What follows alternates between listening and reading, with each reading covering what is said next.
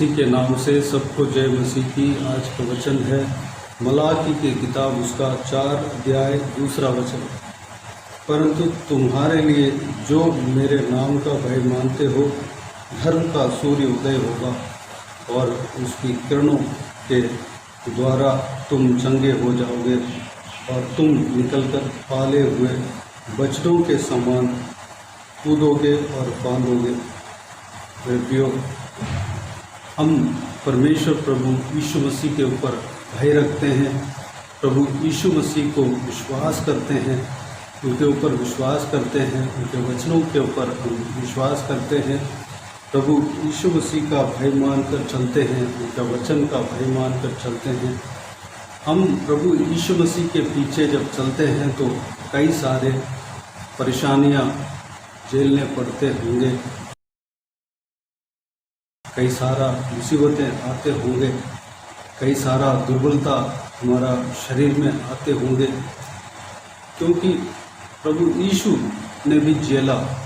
जब सत्य मार्ग में चलते हैं तो थोड़ा बहुत कष्ट तो होगा, लेकिन जब हम उस सारा चीज़ को झेलते हैं, प्रभु यीशु के लिए झेलते हैं, तो हमें प्रभु का दिन में, परमेश्वर का दिन में जो कुछ भी परमेश्वर के लिए हम झेलते हैं, विश्वास के जीवन में हम कष्ट झेलते हैं, उससे छुटकारा परमेश्वर हमें देगा।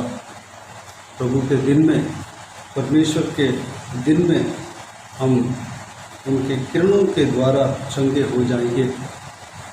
शरीर में हम दुर्बलता के साथ, हम बड़ी कठिनाइयों के साथ परमेश्वर के पीछे चलने का नौबत भी आते होंगे, वह सिचुएशन भी आता होगा, लेकिन चिंता ना करें मेरे प्रियो, परमेश्वर हमारे साथ है।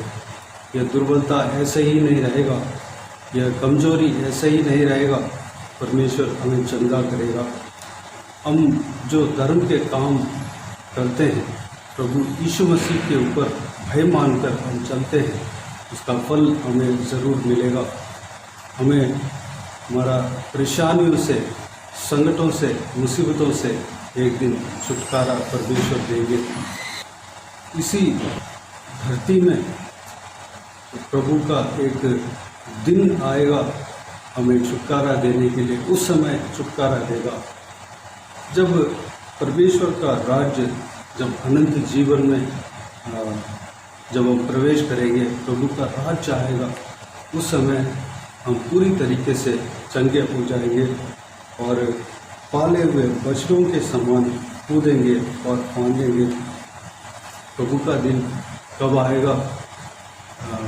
इस धरती में हमें चंगा करने के लिए एक दिन परमेश्वर ने नियुक्त किया है, उस समय हमें छुटकारा देगा, लेकिन फिर हमें कुछ परेशानियां झेलने होंगे, लेकिन पूरी तरह छुटकारा कब मिलेगा? प्रकाशित वाक्य उसका 21 अध्याय 3 वचन से लेकर मैं पढ़ता हूँ। फिर मैंने सिंहासन में से किसी को ऊंचे शब्द से यह कहते हुए सुना, देख, परमेश्वर का डेरा मनुष्यों के बीच में है, वह उनके साथ डेरा करेगा और वे उसके लोग होंगे और परमेश्वर आप उनके साथ रहेगा और उनका परमेश्वर होगा। 4 वचन, वह उनकी आँखों से सब आंसू पोंछ डालेगा और इसके बाद मृत्यु न रहेगी और न शोक, न विलाप, न पीड़ा रहेगी। पहली बातें जाती रहेगी, न पीड़ा रहेगी, पहली बातें जाती रहेगी। जब नया यरूशलेम इस धरती में उतर आएगा, तब उस यरूशलेम में प्रभु यीशु का, पिता परमेश्वर का किरणें जब उनसे निकलती है, उनके सिंहासन से जब निकलती है, उसी किरणों से सारा नगर उजियाला होंगे। उस किरणों से हम चंगे पाएंगे और प्रभु यीशु मसीह से हम चंगे पाएंगे। वहाँ से एक धारा निकल कर आएगा, वह सारे रोगों को चंगा करने का धारा है, वहाँ पर हमें प्रवेश होंगे। वहाँ पर यहाँ पर जो भी दुख अभी हम झेल रहे हैं, जो भी आंसू हम बहा रहे हैं, जो भी शोक हम झेल रहे हैं, जो भी विलाप हम कर रहे हैं, पीड़ा सह रहे हैं, ये सारी बातें जाती रहेंगी। वहाँ पर आनंद ही होगा और मगन ही मगन होगा। वहाँ पर परमेश्वर हमें पाले हुए बच्चों की तरह कूदने फांदने का आनंद हमारे अंदर देगा। उस अनंत जीवन में प्रवेश होने के लिए, उस नया यरूशलेम में हम प्रवेश होने के लिए हम तैयार किए जा रहे हैं। मेरे प्रियो, हमें परमेश्वर का भय मानना है, परमेश्वर के वचन के अनुसार हमें चलना है। तब हम जितना भी कष्ट आए, मुसीबत आए, जब प्रभु यीशु मसीह इस धरती में 33.5 साल जिया था, वो भी कष्ट झेला, वो भी परेशानियां झेली, वो भी इंसानों का निंदा को सहा, वो भी शरीर में कष्ट झेला, दुर्बलता झेली। अगर प्रभु यीशु मसीह को उस तरह की हाल हुआ है तो हमें भी शायद हो सकता है, लेकिन प्रभु हमें बल देगा उस सारा सिचुएशन से, उस सारा परेशानियों से, वो सारा जो संकट भरे परिस्थिति से छुटकारा देने का सामर्थ्य उनके अंदर है। प्रभु यीशु मसीह जब एक बार दुर्बल हो गया था, जब प्रार्थना में व्याकुल हुआ था, तब स्वर्ग से एक स्वर्गदूत आया और उनको बल दिया, सामर्थ्य दिया। उसके बाद प्रभु यीशु उठकर आगे बढ़ने लगा।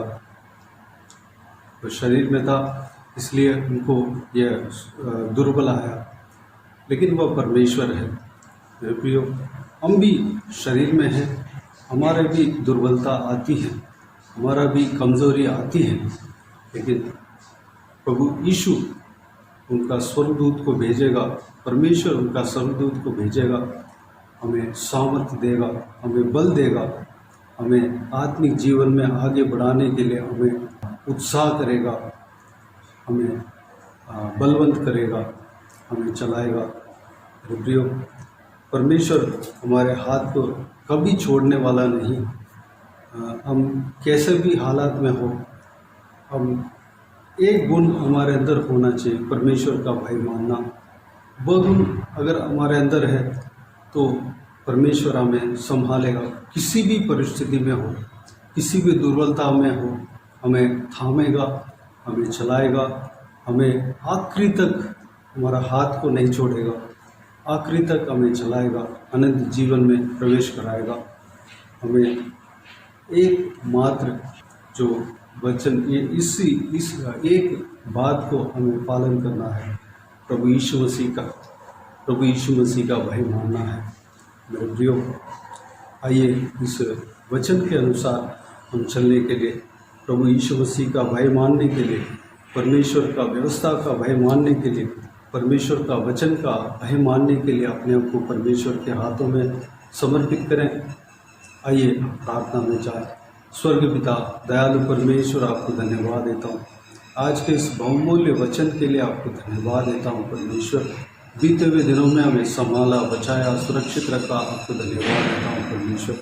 पिताजी, आज के दिनों में पिता आपके इस वचन के द्वारा हमसे बातें की, आपको धन्यवाद देता हूँ पिताजी। हम में से, इस वीडियो को देखने वालों में से कई लोग परमेश्वर आपके भय मानते हुए भी परमेश्वर हालेलुया कमज़ोरी महसूस कर रहे होंगे, दुख तकलीफ झेल रहे होंगे, परेशानियां झेल रहे होंगे, आंसू बहा रहे होंगे, लेकिन परमेश्वर वह सब निरंतर नहीं है। परमेश्वर पिता उनका आंसू पोंछने के लिए एक दिन ठहरा के रखे हैं परमेश्वर। एक दिन आपके दिन आएंगे, उनका सारा दुख दूर हो जाएंगे, उनका सारा तकलीफ दूर हो जाएंगे, सारा दुर्बलताएं दूर हो जाएंगे, सारा कष्ट दूर हो जाएंगे, सारा बीमारियां दूर हो जाएंगे परमेश्वर। हालेलुया पिताजी, आप ये कार्य करने वाले हो, आपको धन्यवाद देता हूँ पिता।